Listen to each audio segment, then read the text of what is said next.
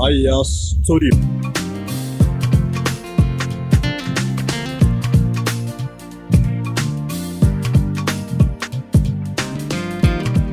Oromoon saba guddaa gaanfa Afrikaa raman dheeffatee addunyaa kanarra dambali'ee jiraachaa turee fi har'as jiraachaa jiruudha. Guutuun Itoophiyaas akkasuma Oromoon kan marfameedha. Oromiyaan ammoo dachee gootaa fi hayyootaa kan balbala warra ibiddaa fi kanneen biroon guutameedha.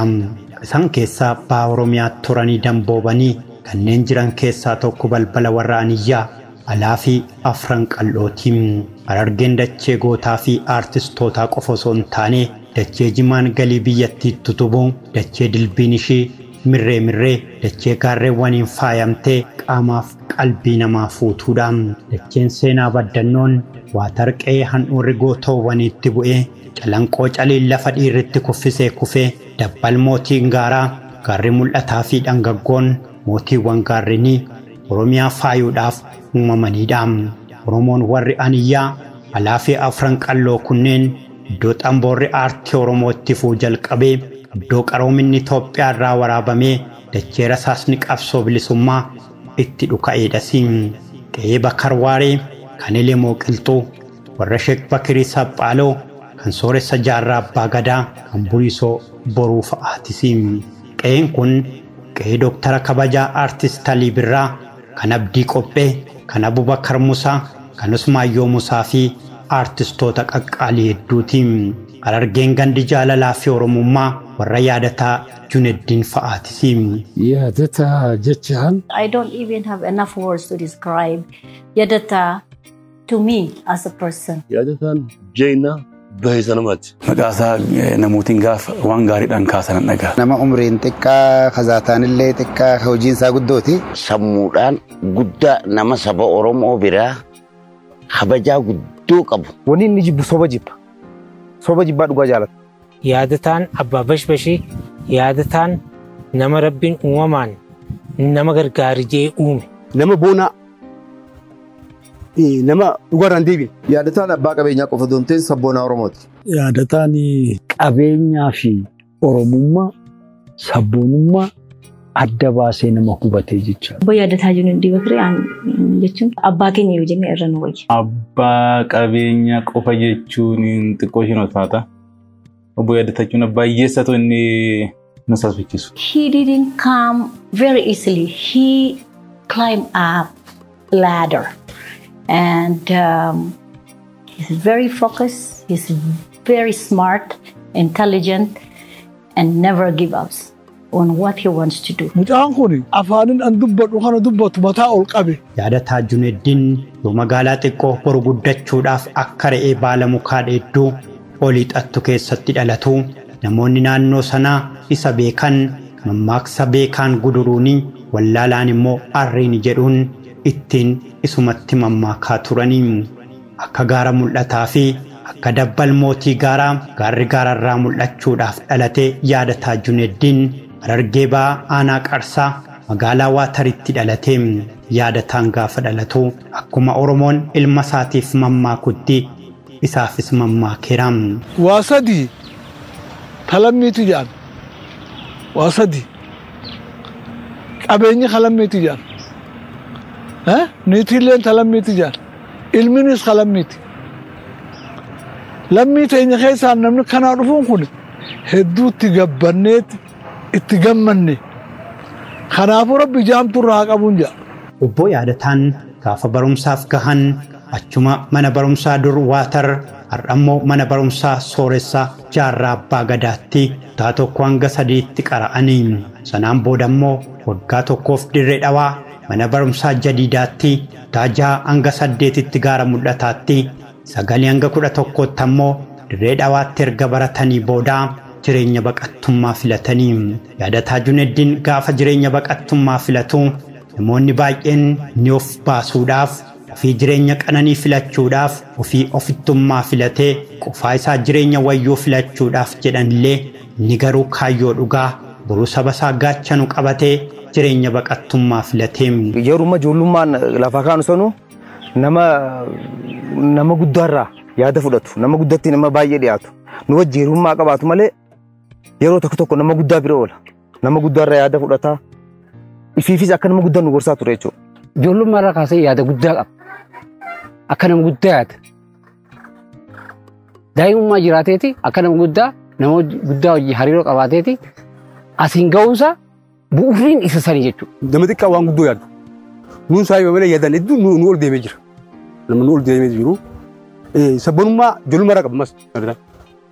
Namni akka waan akka amma horatee akka ittiin furan. Har'a hin horrenni.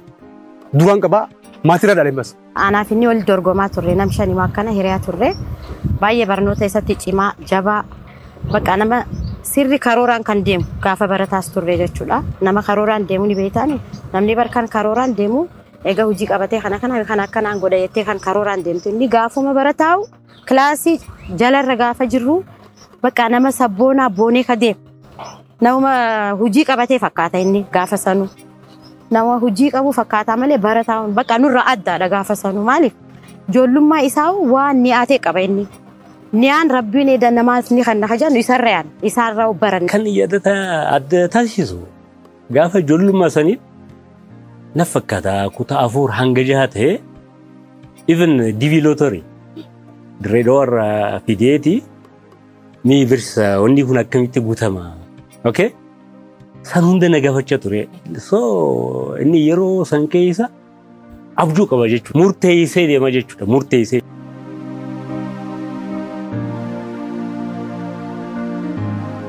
Barnootaan wal'aansoo qabuudhaaf magaalaa Waatarii hanga Dirree Dhawaa baddannoodhaan gaara mul'ataa gaara mul'ataadhaan hanga Dirree Dhawaatti marmaraa kan ture amma immoo gara baqattummaatti ce'e. Dhamaatiin jireenya baqattummaa obbo Yaadataa Juneddin Keeniyaa irraa eegalee boodammoo Ingilaandii magaalaa Biraayitanitti qaxxaamure. Dhamaasa jireenyaa baqattummaa kan hunate obbo Yaadataa Juneddin mammaaksa biyya namaa dhaquun nama hin dhibu galuutu nama dhiba jedhu fashaleessuudhaan seenaa hojjete. Oromoon gaafa mammaaku namni namaaf dhalate yoomuun du'u jedha. Bakka amma jirru kana achirraa yoon ka'ee hedduu gammadu. Dirreen tuni dirree namni adda addaatti nyaatee kute. Nuti numa laalla malee itti nyaanneetis hin beeynu. Ammoo dachii tana rabbiin oguu uume nu irra uume. Dirreen tun teessoo kuruphoo jedhaniin dur kuruphootutti gulfa.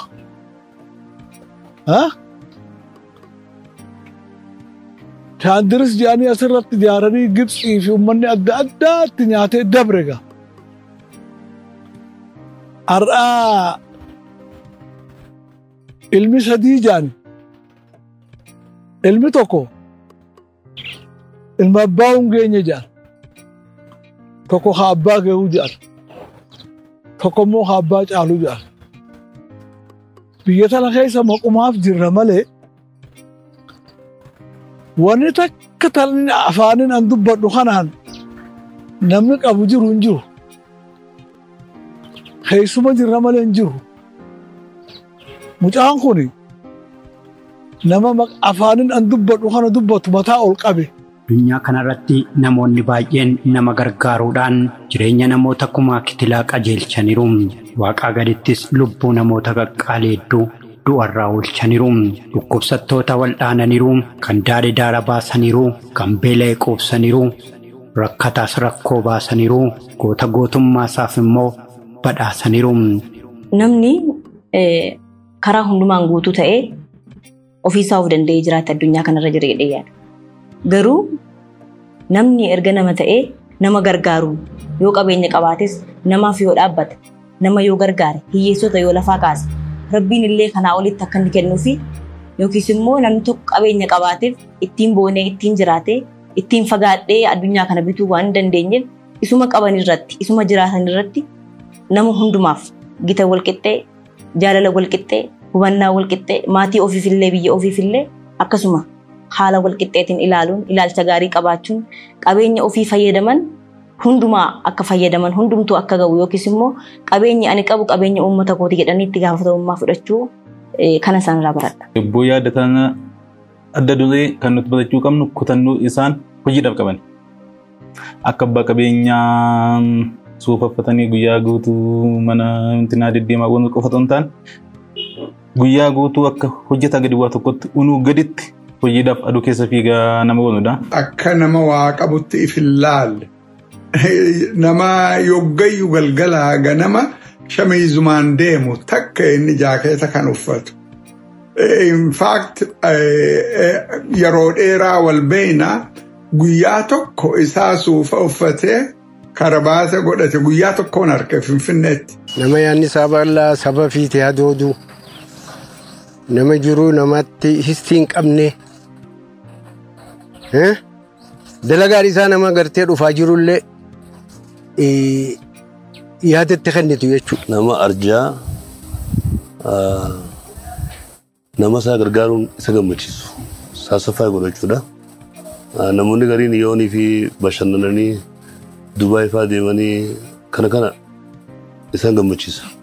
Yaadata garuu uummata isaa keessa taa'ee nama isaa gargaaree abboon sun fuula jijjiirame kofilee isaaf gammachuudha. Akka nama fileenii kan eeffatee Amsterdam fa'aa dhaqee yookaan Paaris hin dhaqee dhufeetti isaaf akkasitti nu badha.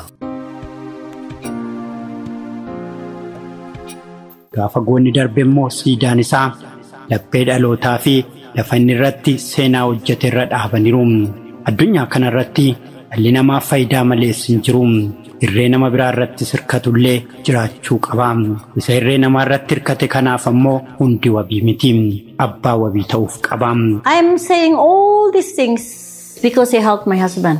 I don't think that's it. Because knowing him is not helping only Ali. He helps so many. From the driver to the Zvanya to everybody helps them when they come to him and ask for help. He's very generous and that is the human part of him. Lakkoofsa tokkoffaa irratti isaanidha kanan beeku sababni isaas namoota artistoota rakkataniif kan fiiganii ga'an isaanidha. Warra deeggarsa barbaadaniifis deeggaruudha. Meeshaalee barbaachisaa ta'e nu bira dhaabachuudhaan akkasumas kiliippiin afaan Oromoo sadarkaan irra jiru beekama. Jijjiirama guddaatu jira sanarratti nama faayinaanshaal karaa hedduudhaan bira dhaabatee amma jijjiirama jiru kana galmaan ga'e keessaa nama adda dureetti boyaadatan. Artistoonni Oromoo baay'ee miidhamoodha. Uummataaf hojjetu malee bu'aan guddaan isaan argatan waan hin jirreef isaan kana namoota lakkoofsaan kana jechuun hin dandeenye gargaarsa godhee jira.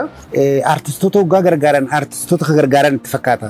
Artistoota gargaaruun immoo aartii fi aadaa uummata kanaa gargaaruudha. Bakka san keessattis qaawwa hedduu yaadatan yeroo adda addaa keessatti namoota nuti erginu hunda namoota dandeettii qabu.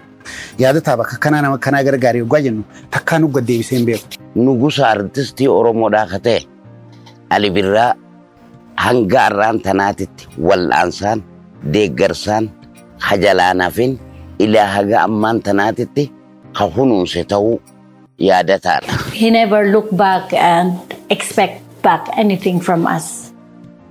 He's very genuine with his help and I don't know what to say. Idaa Oromoon nurraa kaffale. Ali Birraan uummata Oromootti maal akka ta'e beekta. Ali Birraa biyyi hundi ni beeka. Oromoon ni beeka jechuudha. Sirba guyyaa tokkoon sirba gammachuu qofaan kan beeku miti. Qabsoo isaa yeroo dheeraa wajjin walitti beekaa jechaadha. Isaa wajjin immoo namoota yaadattu hedduutu jira. Namoota yaadatan. Kan ittiyuu namni sheenaa argite ituu hobaan godhin hafan yaadataan amma waan dandeettii isaa gumaacheef dandeettii isaa iyyuu ol waan biyyi guutuun godhuu qabu. Amma yeroon isaatti hin dabarre namni nama kophaasaa rakkatu kana gurmuu ta'e gargaaruu qaba. Aayikonii keenya kana gargaaruu qaba jechaadha. Boodara sheenaan nutti hafa. Akka sabaatti kana goonaa akkas taanaa biyya maal goonaa jennaa jechaadha. Nama qabnu tokkitti abbaa fedhe haa ta'u. Nama sagalee isaatiin isaa ta'u maal isaatiin jiraachuu keenya nu barsiisee fi darbees immoo hawaasni biraas akka nu boru taasise argite gargaaru aadaa godhachuun namicha gargaaru sanaaf iyyuu gargaarsa nu mataansa. Obbo Yaadataan anaa fi waan nama dhibu osoo qaamaan waliin beekinedha kan isaanii. Kanaan dura haalli yeroo gaariin turetu ture. Yeroo qabsoo itti cimaa ture sana keessatti hojii akkasumaan kaffaltii malee waanuma qabsoo hojii wal qabatee jiru kana fa'aa hojjechaa turre waan ta'eef badaa waa Afrikaan qabnu turre rakkoo keessa turre yeroo sana keessatti osoo qaamaan illee nan beekin ture kan isaanii deeggarsa tokko tokko karaa artistiitiin erganii nu deeggaraa turanii ivinniyoon karaa stuudiyoo waan jiru kanaan gaafa dirakkadhullee Hacaaluu fa'aa Reen akka Caalaa Bultumee fa'aa artistoonni tokko tokko isaanii naaf quunnamu turan rakkoo kana furuuf jechuudha. Qaamaan illee osoo nan beekin deeggarsa adda addaa naa gochaa turanii maallaqaan deeggaraa turanii haamileen keenya akka jabaatuuf nama waan baay'ee nu gochaa turanidha. Ana qofaaf osoo hin ta'in akkuma waliigalaatti aartii kana lafa rakkoon jiru yaafatanii kan qaqqabaa turanidha. Anaanis bifa kanaan na bira dhaabachaa turanii ammallee na bira dhaabachaa jiru jechuudha. Aliin yeroo dhukkubu biyya kana keessa manni yaalaa dhukkuba isaa sun wanni godhu waan dhabameef namni yeroo sunas bahee qoma dhawatee anaa jira jiru waan dhabameef yaadataa waan kana dhagee ana na dubbiseeti Ali jechuun seenaa isaa waan inni himee namaaf wanni godhu miti ilmaan Oromoodhaan beekanii dhukkuba sun keessatti yeroo Aliin abdii muratee mucuftinuu waan goon wallaalletti yaadataan ka'ee Finfinnee irraa hojii isaa dhiisee biyya Dubai nu bira dhufe Imaaraatitti wanni na ajaa'ibsiise yeroo suni Aliin narratti hin laffa'ini ani umrii kiyyaas guddaadha dhukkubni kunis dhukkuba qallaalii miti yoon biyya galee gaafa rabbi lubbuutii irra fuudhu jennaani noo jedheen ani qabeenya qaba mana kiyya karraamaayii real estate keessa manneen jiru horiin kiyya dhumee manneen cufti dhume karraamaayii kana keessa jiradhoo ta'e gurgureetiin ati ittiin yaalamte malee hin ta'u jedheen. Maallaqa waan hin qabu manaan an qabullee jira.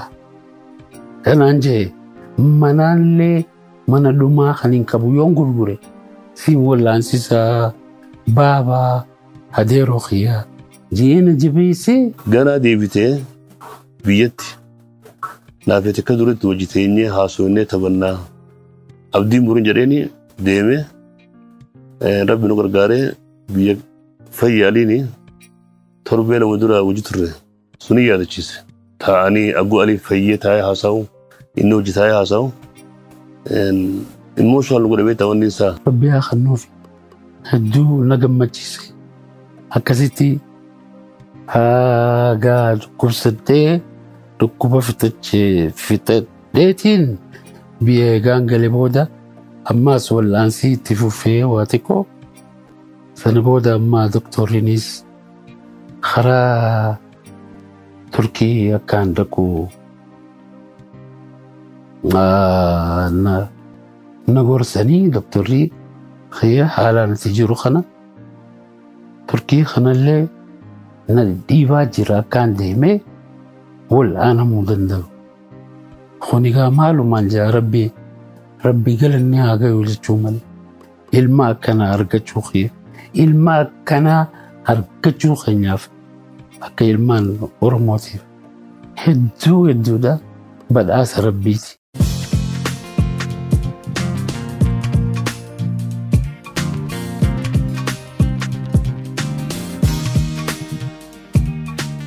እያንዳንዱ ምርመራ ተደርጎላቸው በዛ ምርመራ ውጤት መጨረሻ ላይ በውጭ ሀገር ሕክምና ክትትል እንዲያደርጉ በተሻለ ሕክምና እንዲያደርጉ በመወሰኑ ምክንያት በዚህም አጋጣሚ ለዛ ሕክምና ወጪ ከአዳማ ጀነራል ሆስፒታል ጋር በኮኔክሽን የሚሰሩ ዱባይ የሚገኙ ትላልቅ የሕክምና ማዕከላት ጋር ኮንታክት በማድረግ በዚህ ሂደት ውስጥ ዱባይ ሄዶ እንዲታከሙ በተደረሰው መግባባት ዱባይ ሄዶ ይታከሙ የሚል ውሳኔ ላይ በተደረሰበት አግባብ ነው አቶ ያደታ ጁኔዲን የተዋወቃቸው በግላይ በዚህ አጋጣሚም እዛ ሆስፒታል በተዋወቁባቸው ጊዜ ይሄን ነገር ሲሰሙ እኛ እንደ ተቋም እንደ አንድ አዳማ ጀነራል ሆስፒታል እና ሜዲካል ኮሌጅ ላደረግንላቸው አስተዋጽኦ ከመጀመሪያ ጀምሮ ሁሉንም በማመስገን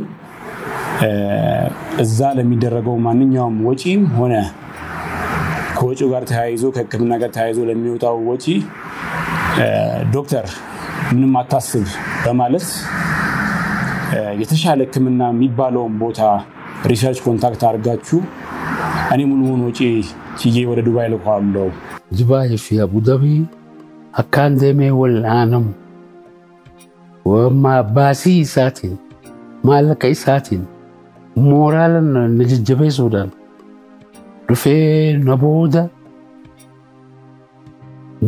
ዱባይ ነጀላ ዱፌ አናፊ ሙክታር አዴሮ ፊሚ ሊሊ ጃርቲቲ ወጅን ዱፌ የጥቃቴ መተር መተናው ኸኒን አንቤው ሚሊዮን ሰዶም ይሰዲፋት ባሱን ደው ሀገርኒ ዱፌ አቺ ወኒ ጄ ከሴና ተኛ በልሴ ኦሮሞማ ተኛ ቤሴ ጄ ጀቹ አካዋን ገርቴ አርቲስቶት ኦሮሞቲፍ ዱፌ ተቆነ ፈቃደ ገርተቆ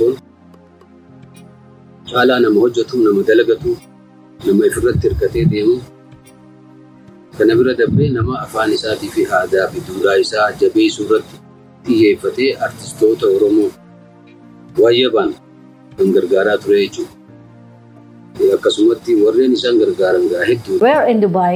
We didn't know what's going to happen. All the diagnosis and everything. He got very, very sick that I consider Ali, so one leg is on the grave and one leg is on the ground. And I had the biggest support from Murad. He was telling me when he knew what's going on, he said, Habo, he calls me Habo. Habo, your job is to just take care of Ali and don't think about anything. Just take care of Ali. Don't think of money. Don't think of anything. Mukhtar is there to help you. Just take care of Ali. That is only your job. Don't worry about the bills and everything. And at one point I said, it's not fair, right? However, he did his best. When Ali was in the very worst part of that trip in Dubai, he flew and came and actually gave Ali the moral. The happiest time of Ali's stay in Dubai. Nama biya baqatille hinteenye nama hojjetu. Osoo baqatee jiru nama hintaa'in achittillee kabekamuun namoota dhibaman mana haakimaa geessuudhaan namni lafa baqattillee osoo namni makiinaa ofu sodaatu inni kan sodaanne ta'uu fi namallee fuudhee mana yaalaa achittillee biyya ollattillee nama gargaaraa ture. Nama Oromootti kanuma ta'e abbaa fedhee waa ta'u nama ta'e nama gargaaraa ture yaadataan biyya ambattillee nama sodaan qabne jechuudha. Onneen isaa onnee leencaati. Namni dachee kanarratti yoo dhalatu sabaaf ta'a yookaan biyyaaf yookaan immoo ofii isaatiif gariin immoo ofumaaf dhalatanii ofumaaf deebi'anii du'u. Namoonni ofii isaaniitiif qofa dhalatan jireenya hiikan qabne jiraatanii lubbuu baatanii lubbuu isaanii dhabanii dhumarratti du'a hiika tokkollee hin qabne du'u. Qabaachuu fi dhabuun madaallii dhala namaa lafa kanarraa ta'ullee qabeessi qabeenya isaa fudhatee du'e tokkollee hin jiru. Kanaaf namoota baay'ee qaban keessaa muraasni waan qaban saba isaaniif, waan qaban dhala isaaniitiif, waan qaban immoo gootaaf dabarsu. Qabeenyi inni maasee horate kun irra guddaan isaa 195 qabeenya biyya alaatti dhufeen. Nama hedduu smartiidha. Biyya alaa kanatti beekamaadha. Hojjetaa beekamaadha. Birree achirraa fide biyya kanatti fidee investi godhu. Uummata isaa lafa isaa kanarratti investi godhuun uummataa fi bu'aa qabaaf. At least namni 2,000 ol hojirra jira. Sababa yaadaatiin osoo inni dhufne namni kun lameen kun hojii kana hin qaban jeetiin yaada. Maaliif hojii biraa dhabe kanuu danda'eef garuu carraa kana banee jira. Kuni waan guddaadha. Namni dhugaan badhaasa lammiitiin badhaasa yeroo fi barreen jijjiirree kan du'a nama oolchuu waaqaa gaditti sabboonummaan aantummaan namaa fi sabaaf dhaabbachuun madaalama.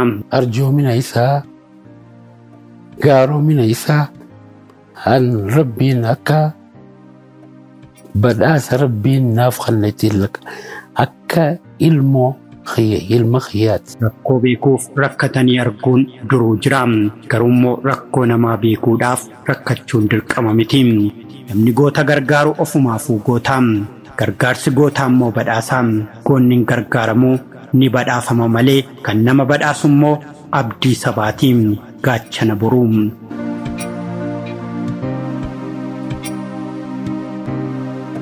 Nama rakkate rakkoo oolchuun barnootaan hin dhufu. In baratamusi aantummaa fi gaarummaadhaan. Gaarummaan immoo badhaasaa kennaa guddaa waan namoota muraasaaf hedduu keessaa filatee kennedha. Arjaadha. Rabbi immoo gaafati bitaan kennu mirgi laaluun qabuudha. Inni illee waan godheen nama of leellisuu muti. Guyyaa tokko akkana godhee gaafa inni haasa'u dhagahee hin beeku. Wanta godhee wanta baay'ee inni baattatee waan guddaa san godhee garuu akka waan guddaa godhete akka waan xiqqaa godhetti illee haasa'u. Kanaaf rabbi kanaaf isa eebbi sanatti fakkaata. Gootaa fi hayyuu dhugaa qabsaa Oromoo akka jaarraa abbaa gadaa fa'aa gaafa inni boqote gootummaa isaatiin awwaaluun gargaarsa dhalootaa miti dirqama Oromootiin. Yoo goonni kufee kan Oromoo bakka bu'ee wabii sabaa ta'ummoo kan akka yaadataa Junaddii fa'aatiin. Namni naannoo isaatti hiiroo qaba. Fakkeenyaaf naannoo kana ol kuttee Taaddasa Birruu jira, Baaruu Tumsaa jira, Waaqoo Guutuu jira, Garasuufaa jira, Agarii Tullufaa jira. Amma naannoo keenyattis nuti namoota nuti qabsoorraa barannee jira. Ammattaqii fa'aa, Elemoo Qilxuu fa'aa, Jaarraa Abbaa Gadaa fa'aa, Abdii Qophee fa'aa uummata kanaatti nu barsiisee jechuudha. Amma fakkeenyaaf wanni guddaan ammaas hedduu garaa kiyya keessa inni itti seenuu danda'e. Nuti qabsoo uummata Oromoo Jaarraa Abbaa Gadaa nu barsiise. Tanuma dhugaa. Obboleessa kiyya hangafni gaara keessa isaa wajji ture ni du'e hayyuu janiini. Gaafa hayyuun nu biraa deemu nuti ijoollee turre. Gaafa gaara galan jechuu gaara sanitti. Naannoo sanitti Jaarraa Abbaa Gadaa hedduu diinaan falmeeti. Diina gubbaa kadargii gubbaa firraa gadhawaa. Ka Somaaleen maas achi gadhawaa iddoo tanatti waan akkasii keessa turanii ijoollummaadhaan qabsoo bilisummaa uummata Oromoo dhiiga nu qaadhimte jechuudha. Namni naannoo keenyaa akkas dhiiguma isaa keessa jira wanni bilisummaa kun jechuudha. Jaarraa Abbaa Gadaa jechuun Oromummaa jechuudha mootummaan isaatu. Sooressa Jaarraa Abbaa Gadaa fuuldura bitaa tolu Rabbi rahmataa godhuu fi anaaf akka Muktaaritti personaalii beekumsa addaa qabaaf jaarraa kana. Daa'imummaa kiirraa ka'ee haga umriin koo 16-17 itti dhiheenyaan yeroo takka fa'aa ji'a sadiif naannoo inni jiraatu jiraadheera. Qabsoo alatti qabsoo nu barsiisuu alatti uummata saba kanaaf qabsaa'uu alatti anaaf nama addaati. Nama kana yeroo inni biyya Yemenitti boqotu namni dura ka'ee waan silaa sabni guutuun godhuu qabnu. Deemee yeroo biyya sun keessa rabshaan deemaa jiru yeroo biyyattii inni jiraatu Awurooppaan namoota akka biyya akkasii dhaqe terroristii fa'aa jettee yaaddu riskii sun cufa filatee dhaqee yeroo biyya kana keessatti tasgabbiin hin jirre mootummaan jaarraa hojii wal dhaba qabdu sun biyya kana bulchitu harka darbee jeenummaadhaan pileenii keessee biyya kana galchee bakka itti qabsaa'e bakka itti qabsoo eegalee bakka itti dhalatetti achi deebisee awwaaluudhaaf kun waan cufa godhuu qabnu waan nurraa fudhateef nama addaatti jeetiin fudhatu. Uummata Oromoo biratti galata guddaa akka inni qabaatu kan godhu sooressa Jaarraa Abbaa Gadaadhaa biyya alaatii fuudhee reeffa biyyatti galchuun uummata Oromoo biratti yaadataadhaaf kabajaa addaa kenna jeetiin yaadaa. Really nama arjaa. Maaliif hin arjaa ja'a waa hedduu arjummaa isaati agarsiiftuu jira. Lamaa sadiin dubbachuu barbaada. Yogguu Dr. Paul Baxter nama Ingilizii nama yoggaa 50 uummata Oromoo irratti qorannoo godhee dura Booranaan eegalee yogguu inni guyyaa awwaalcha isaa nama hedduu nama keenya ka Brighton jiru ka London jiru ka gamaa gamana makiinaa kireessee fuudhee achi geessee gaafa isa awwaalan nama faranjirraa nama Oromooti hedduu ture. Tana eenyurraa hin dhagaha jaarsi Dr. Paul Baxter nama barsiisaa ture nama Oromoo hedduu jaalatu ture. Awwaalchi isaa kabajaan akka ta'u ka godhe isa. Yeroo namni hundi sodaatutti sooressa jaarraa abbaa gadaa yeroo inni addunyaa kanarraa boqotetti Yemen dhaqee horii isaatiin baasii isaatiin qaama isaanii fuudhee Oromiyaatti awwaalamuu qaba jee nama biyya kana fide nama jeeyina nama murata waan itti ka'e namarraa dhaabbatu. Jaarraa dhufee akka bakka dhaloota isaatti boqotu godhe bakka dhaloota isaa qofaa miti. Bakka inni itti qabsoo godhetti deebi'ee akka inni boqotu taasise. Eenyu namni qoma dhawatee ol ka'ee ni jirra jee nama biraan agarree nuti mucaa kana malee. Mucaan kun ka'eeti asii xayyaaraan Yemeniin kaaniin achi reefka sooressa keenyaa nu fidee asitti Finfinnee tanatti wal qunnamnee yeroo san warri yaadi kun haala hamaa deemaa jira. Gaafa isa galchu warra Haayilaandiin tumee jira. Warra maallaqa irraa fudhatee jira. San hunda keessa qaxxaamuree murannoodhaan bakkatti dhalate galchee sooressa abbaa gadaa awwaalee jechuudha. Jaarraan nama qabsoo Oromoo amata 50 ol qabsoo Oromoo keessatti dabarse. Nama 1967 waaqoo guutuu wayyi lola baalee keessa ture. Booda qabsoo bilisummaa Oromoo Hararitti ka dura eegale isa jaarraan booda dhukkubsateeti biyya Yemen jira. Yogguu inni dhukkubsatu gargaaree akka fayyu tokko ka godhe isa. Sambira dabree gama boodatti amata 9 dura yogguu jaarraan du'u yogguu inni boqotu Muraad namni kun kennaa ummata keenyaati neencaa nama qabsoo Oromoo irratti umrii isaa dabarse Yemen keessatti awwaalamuun qabu jedhee maallaqa isaatiin xayyaaraan reefka isaa fuusisee Finfinnee achirraa xayyaarumaan Dirree Dhawaa geessanii achirraa makiinaan watar bakka inni itti dhalate achitti ummata keenya keessatti awwaalame. Laal Yemenitti odoo awwaalame namni yaadatu hin jiru. Har'aan tanaas hegerees jaarraan nama irraanfatamuun hin taane. Watariin jiraan halkan sanis. Nadda walee amma London irraa hin ka'ee deemuu deema. Yemen ogaa dhaqee siifin dawwala harame awwaalamee ganaan boon nuyi awwal dhageenyu jee achirraa London irraa hin dawwalee ogaa kana calanqoonii didanii watari awwaalame janii watari alqoo airporti taqabbalee akkasi geessine nama kana gaa taariqa inni obboleeyyan isaatii fi adeera jaarra abbaa gadaa inni oluun beeku amma ni falmati. Taariqa biyyaa dalagee. Osoo silaa yaataan yuunii diireef ka sooressa jaarraa abbaa gadaa as fiduu baate uummanni Oromoo awwaalamee sadarkaatti awwaalamee jechuun maaliif qabsoon uummata Oromoodha? Yoo qabsoon inni manaa beesuun har'a galma geesse galma isiin har'a abaqaalli isaa har'a abaqaalee jira. Uummanni Oromoodha qabsoon uumma jaarraa sooressa jaarraa odaa horii turen lubbuu nama baay'een maqaa isaatiin ittiin dhabamaa ture sun har'a silaa awwaalamtee ture jechuudha. Seenaa Oromoo biratti mataa qabatee turte Oromoon. Nama kana qe'ee nuufiti bakka nuufiti gadda keenya akka obsuu nu godhe akka waan bilisummaatti ilaaleen gaafa sana guyyaa sana galmi inni beeksuun akka waan galeetti fudhadhe reefi isaa galuu osoo hin ta'in galmi kan nu galeense kan bilisummeessee beeku kun hundi isaanii yaadataadha. Biyyatti deebi'ee reefi isaa awwaalamuun waan guddaa tokko ture jechaadha. Kana gochuun immoo qabeenya barbaada. Namni keenya yeroo waan baay'ee dubbannu kuni waan sana bakkaan ga'uu irratti baay'ee rakkina qabna harkifanna jechaadha. Jaalli kun dura bu'ee of dhiyeessee waanuma mataa isaatii harkaa qabuun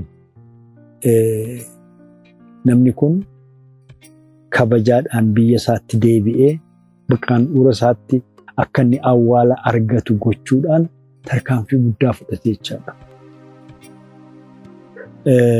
Dhugaan sitti maa kuni anaan eenyummaa yaadataa akkan caalaatti baru akkan immoo umrii isaa fi gocha isaa kanaa wajjin kabajaa kennuuf na godhe jechaadha.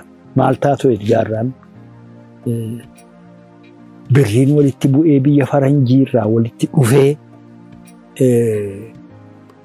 akka awwaalamu gochuuf yeroon sun fudhatuu fi du'uus amrii ta'uusaa wajjin immoo yeroon amantiinsaa awwaala isaatiifuu hayyamu waliin fudhatu ture jechaadha. Kanaaf carraan inni qabu biyya qabsaa'eef uummata qabsaa'eef keessa ituun ta'in biyya alaatti akkuma nama tokkootti qabrii argachuu qofaa ture jechaadha. Kanaaf yaadataan kanarratti qooda guddaa qooda yoomuu akka nam tokkootti yoomuu irraanfanne Oromoonis irraanfatuu hin qabnetti ni fudhadha siin jechuuf hin jiru.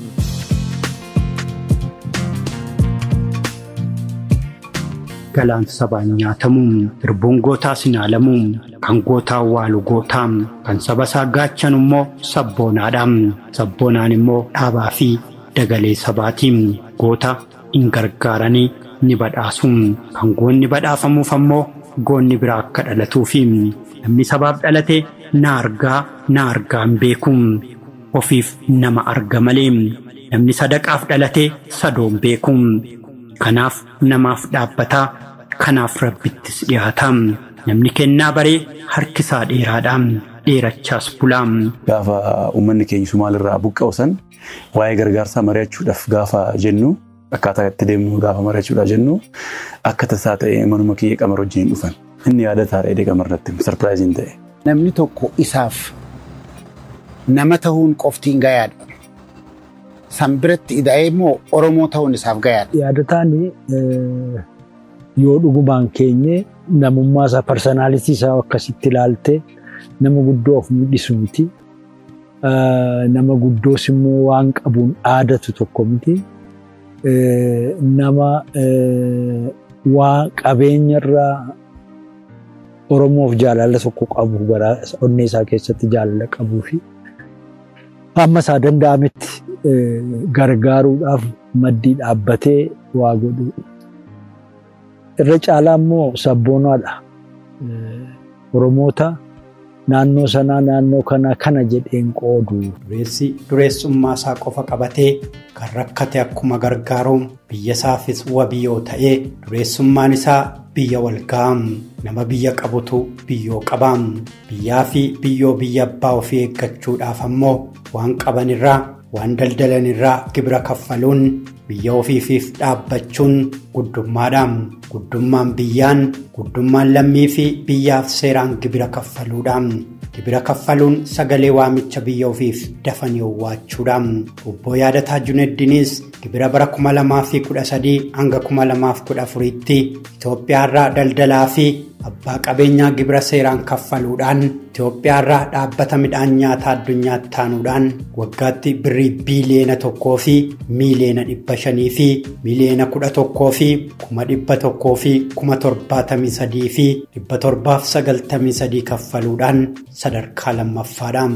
Kanaaf namni gibira seeraan kaffaluu biyya isaatiif wabiidhaan hambaadhasiin. Obbo Yaadataa Juneddiin nama dhugaadhaan artistoota Oromoodhaaf qabsaa'ota Oromoodhaaf dhugaa Oromoodhaaf akkasumas illee dirqama isaanirraa eegamu mootummaadhaaf kan akka gibiraa kaffaluudhaan dhugaa faqa jiruun kan adeeman keessaa isaan tokko jedhee yaada.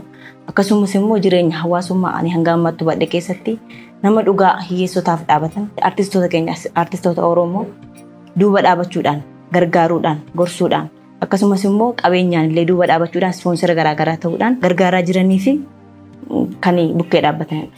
Fuulli isaa tokkuma.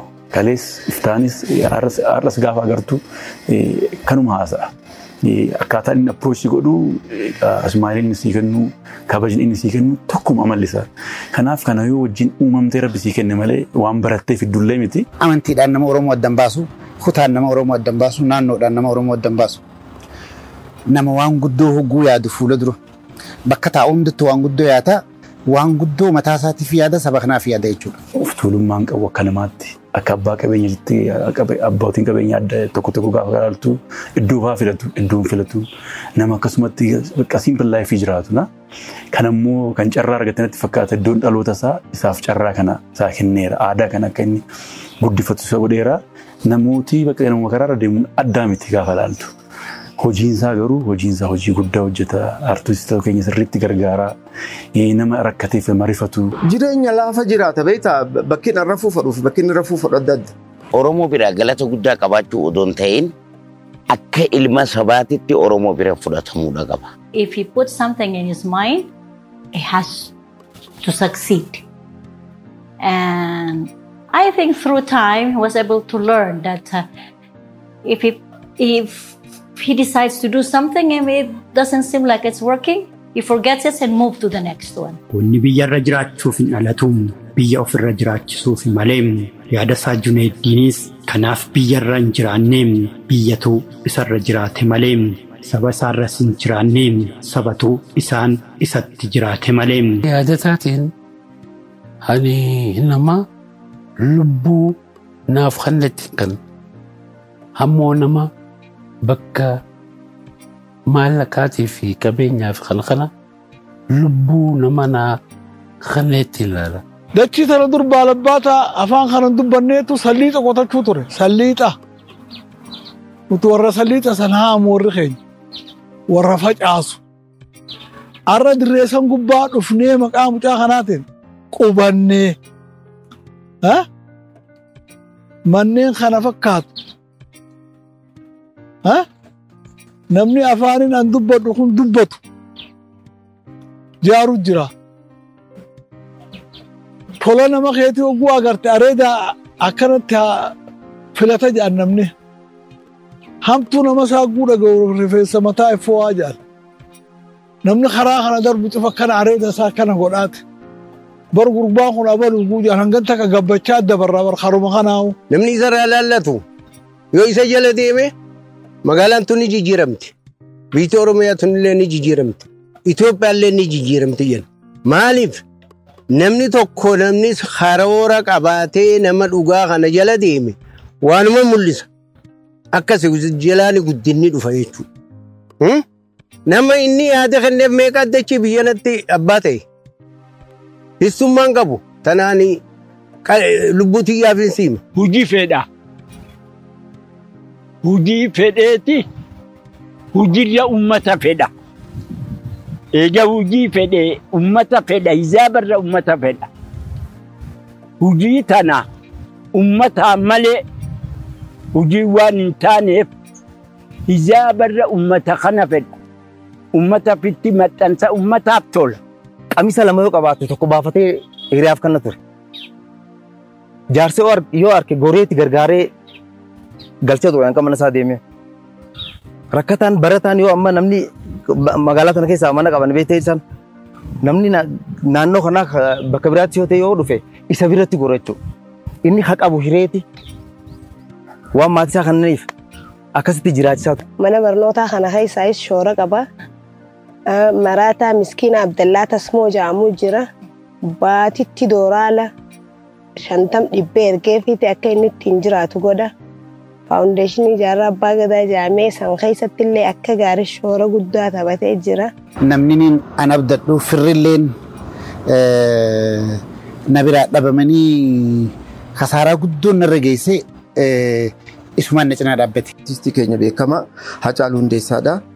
Biyya irraa salphisu makiinaa jalqabaa namni laateef isa artistiin keenya jabaan kun akkamiin miilaan deema jee. Anaa fi yaadataan akka ilma hangafaatti ilaala. Fakkiidhaaf dhugaa jirtu yoo lafa kaa'e istirookiin na dha'e asitti istirook na dha'e odoo Ali Birraa wallaanaa jiru qabeenya isaa narra dhangalaasee akkaan fayyee dhaabbadhee deemu kana godhe yaadataadha jechuudha. Yaadataa jechuun jiruu artistoota Oromoodhaati. Gargaarsi isaa hadu'ees hajiraatees hundaa bira gaabbata. Akka amma Adeeroo Mukhtaar Adeeroo artiistii keenya biyya Ameerikaa keessa jiraachaa ture. Akkasitti isaa asii akka as deebi'u godhee asitti hojii akka uumuu danda'u. Hojii dhuunfaa godheetii fi waliin akkasitti akka hojjetu godhe. Not because he helped me financially or helped us financially.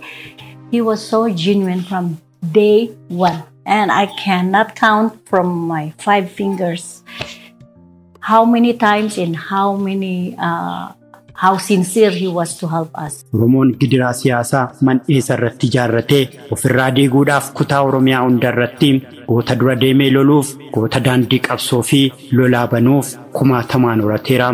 Urjii lola keessaa ta'anii kanneen kuffisanii kufanis lakkaa'amanii hanga hin dhumnetti mirga Oromoo irratti cichanii lubbuu isaanii sabaa fi biyyaa gadi oolchaniiru. Adeemsa qabsoo kana keessatti ammoo namoonni gama dinagdeetiin Oromoo fi Oromiyaa utubanii wal'aansoo siyaasaa kana Oromoo irraansan baakkuudhaan. Kanaaf ammoo Oromoon waliin hojjechuu caalaa waliin nyaachuu filataa dhufe.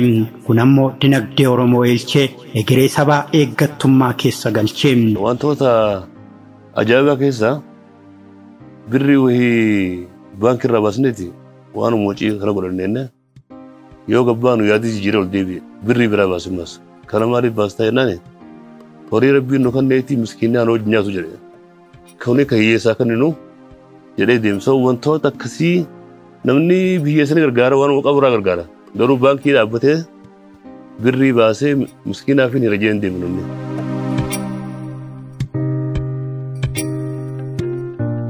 Biyyatti bilisoomus garbumaam hanga nama qawwee rasaasa hin qabnee baatuutiin. Diinagdee irratti bobba'uu qabna immoo namni hiyyeessii oggu takka illee bilisa yoo ta'es bilisaa mi gabruma namummaa isaa ergata. Jaalachuun nama biraa jibbuu miti. Saba ofii jaalachuun saba biraas jibbuu miti. Oromoon waliin nyaachuu ni beeka. Yeroo hedduu Oromoon waliin hojjechuu hin beeku immoo waliin nyaachuurra immoo waliin hojjechuutu gaarii akkatti waliin hojjennu abarruudha. Wanniin ani akka addaatti yaadataa jaaladhuuf yaadataa maallaqa inni namaa godhuu fi maallaqa naa godhee fi kana kanaami. Oromummaa irratti hundaa'ee waa godhuu fi namni saba isaatii hadooduun hin jaaladhan abbaa fedhee utaanaan sabuma fedhee yoo ta'u nama saba isaatii hadooduun hin jaaladhan. Namni barachuudhaaf dhalatee hanga lubbuun isaa jiruttuma barataa namni nama gargaarsaaf dhalates akkasuma namni kophaa nyaachuu baree ofuu dhokatee nyaataa kan nama faana nyaachuudhaaf dhalate ammoo akka waraabessaa yoosee qomoo isaatti waammatee waliin nyaataa. Nama agartee ofii isaatiif qullii yaadu otoo hin taane nama hundumaaf yaadee arjaas ta'ee very generous and he means what he says. He doesn't say something that he cannot do. Umriidhaan illee xiqqaa yoo ta'e jaboo kan namoota isaa jaalatu kabajuu innis nama kabajaa guddaa namaafis qaba isaafis qabna. Yaadataan nama mataa isaatii carraaquu miti. Nama sabaaf carraaqu. Hujuma mataa isaatiin godhuu danda'u anaafisiif kaanis kaasee itti yaama. Akka involve godhu fe akka namni biraa argatu fedha jechuudha. Hin gargaaru. Ni dhiiba. Kara agarsiisa. Deemi jaal. Isa keessaa akka dhufu godha. Humna si keessa jirtu sana akka ati itti fayyadamtu godha oggaa sirratti arga. Yoo dadhabaa taate si gargaara. Abbaa keenya yoo jenne irra nu wayya. Jechuun akkaataa ilaalcha isaanii yoo ilaalle hojii gadi jedhanii hundumaa bakka jiru hundumaa gita hojii hundumaatti nama kabajuutiin hojjettoota isaanii hundumaa akka dhala isaaniitti bira dhaabbachuudhaan gargaaruudhaan akkasumas immoo gita hojii irratti dogoggora jiru hundumaa waliin furuudhaan kan nu wajjin hojjetaa jiranii abbaan keenya gaafa nuyi waa balleessine akkuma nu deebisutti isaanis immoo wanta jiru hundumaa nu hubachiisuudhaan nu barsiisuudhaan nu gorsuudhaan nu bira dhaabbatanii walii wajjin hojjechaa jirra jechuudha.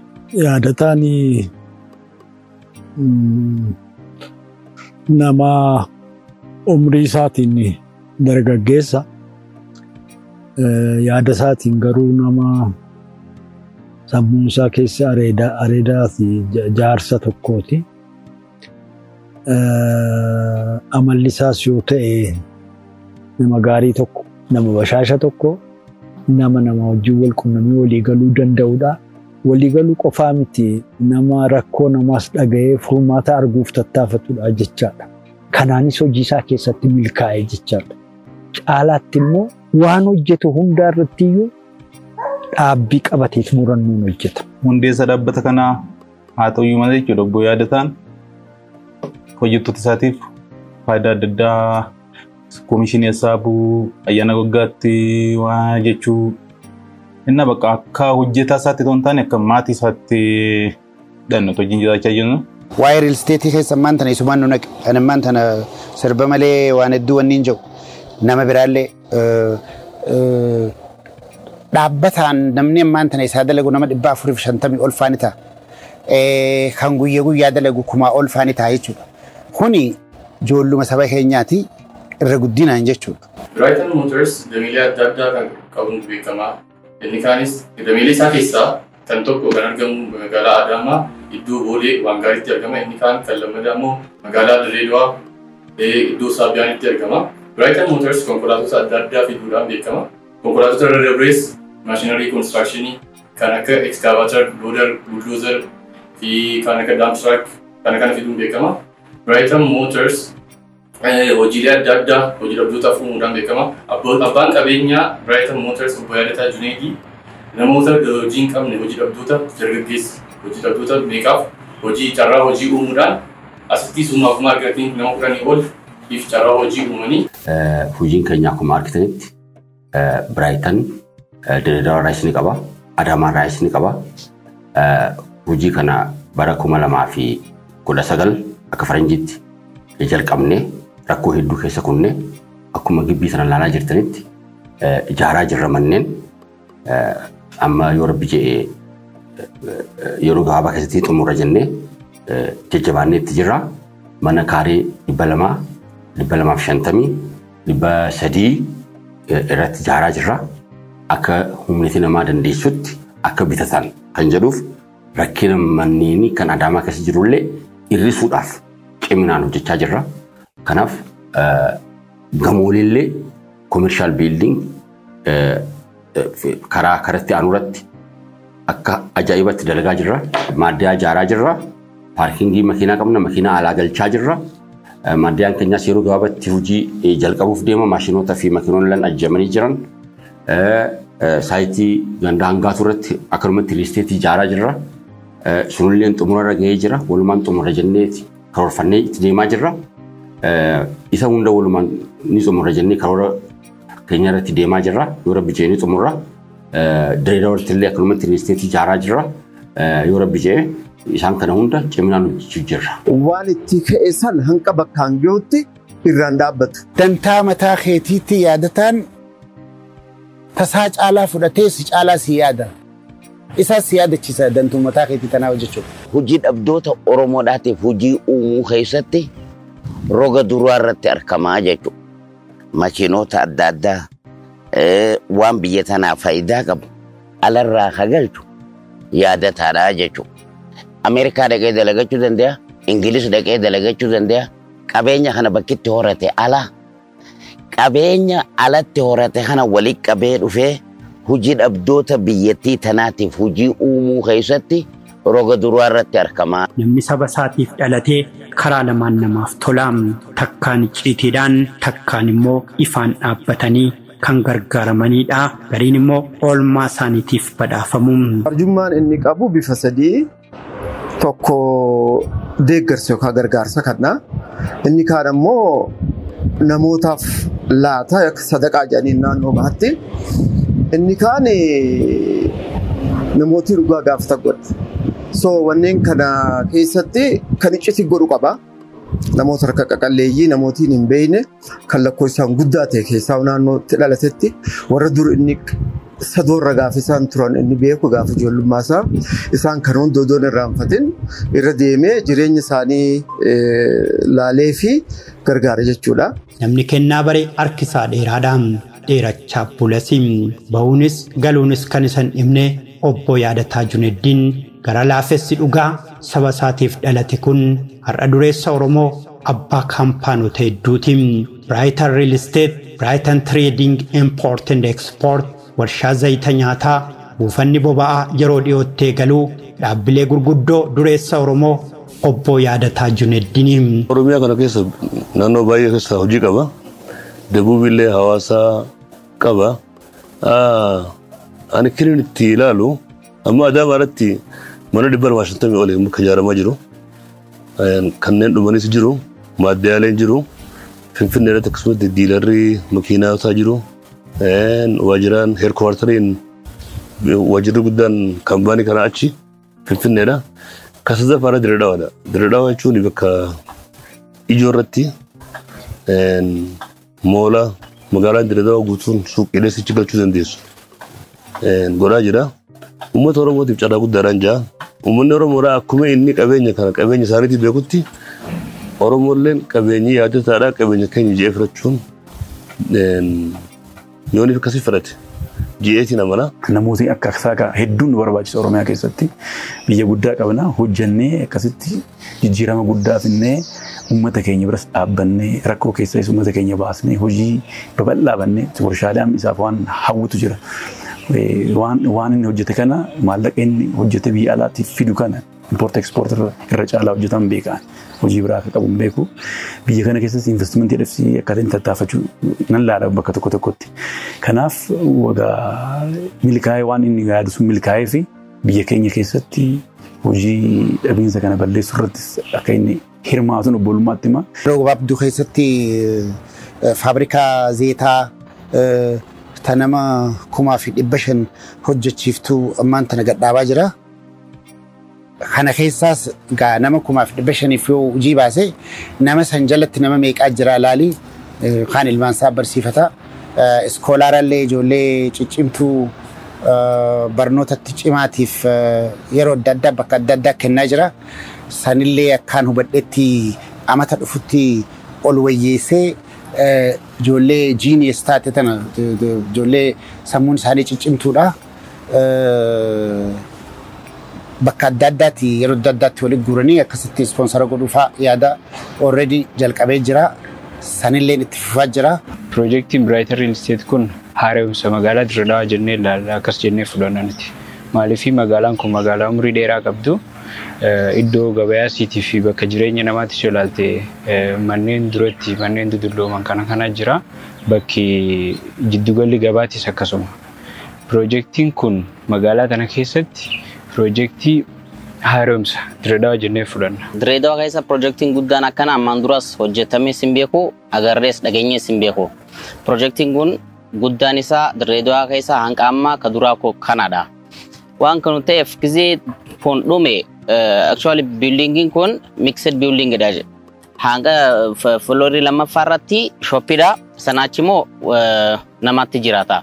Waan san ta'eef waan guddaa ta'eef kaartaan bakka kunis darajaa andi jedhama. Sadarkaa takkaffaadha. Kaartaan kun bakki kun waan san ta'eef dalagaa hedduutiif nama hedduutiif dalagaa gaarii hiree uumee jira.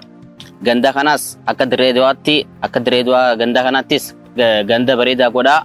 Infrastructure kanas ganda kana keessa jirus barichee gandaas ni tolchaa dalagaa hedduu nama hedduutiifis ni uuma jennee annaat. Namni jabaatee hojjete sabaa fi ofiisaa bira dabree maatiisaa bira dabree sabaa fi biyyaafillee bu'aa guddoo akka buusuu danda'uun kan namni hubachuu qabu. Dhugatti Oromoof dhaabbatee beekna. Sabaa fi sablammootaaf dhaabbatee beekna. Oromoon bari abbaa garaatiimi. If qofaaf odoo hin ta'in saba isaan keessa jiru.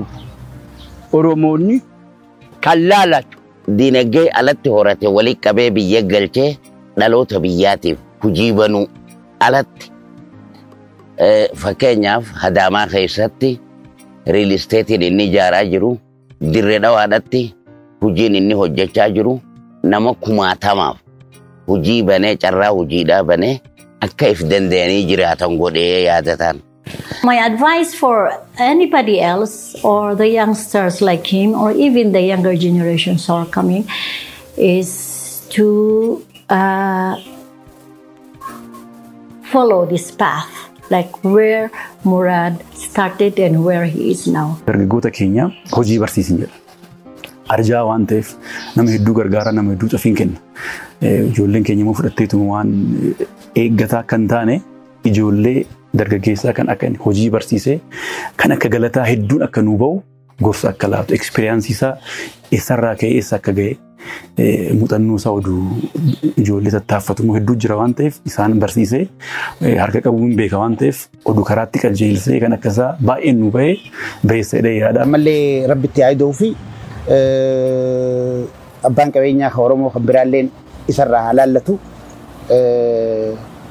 akkasitti umriillee rabbi haa dheeressu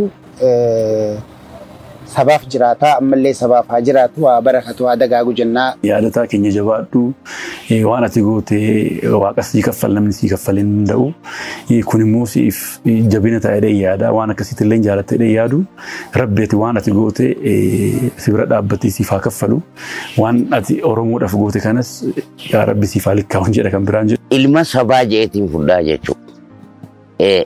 Ilma abbaadhaati miti inni ilma sabaati.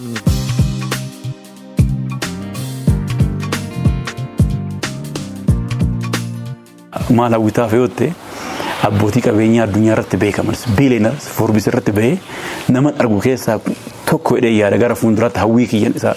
My yaadata, my son, you know, my boy, you will always be in my heart. And I can never say enough of you, and you know that. For sure you know that. I am your mother, I am your friend, I am everything to you, I think.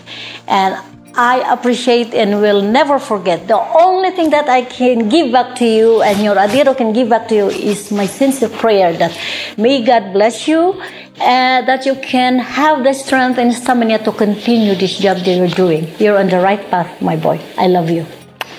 Tifa managoda tiko furi yona khotamele isuma ibsu daf akali tipsu tu wananate hatiga yaade taje chan nama tugatti lafi isa barbadan jechuu dandeessa. Qophii kana isuma duubatti yaadanii yaadataan waan kana osoo quban qabaatin Muktaar Adeerootii fi Aadde Lilliin faa waan kana kurfeessu isaaniitti hedduun galatoomfadha. Maaliif akkanatti wal cinaa dhaabbatanii waan jabina irratti wal jajjabeessu laafina irratti immoo laafina jalaa akka wal baafnu wal jajjabeessuu fi wal qeequunis akka jiru waan ta'ee jecha koree waan kana kurfeessitee Muktaar Adeerootii fi Aadde Lillii Toomaas hedduu galatoomaan isin jaaji. Dhagaa malkaa isaa haa godhuun jira. Dhagaa malkaa kana laallamu wachiin laga bu'a. Dadhabee sin qabu waa takka hin danda'u. Qoree gaddaa rabbi isaa haa godhuun jira. Tawaa takka hin cabsine. Ija hamtuu rabbi irraa haa qabu. Aboo ijji isa laalte cilee bishaan buuta rabbi haa godhuun jira. Kanaafuu gurbaa kana rabbi nu keessatti haa tursiisu. Ammallee tabaharii dorrobde. Isa biratti haa dhaltuun jaamoo. Baallee yaadataa Juneeddiinis ni fudhatamaan kaayyoon isaas galmanii gaam waruu dhallee Oromoo biileenara addunyaa kanaa ta'am maaltu beekam. Aya Studio.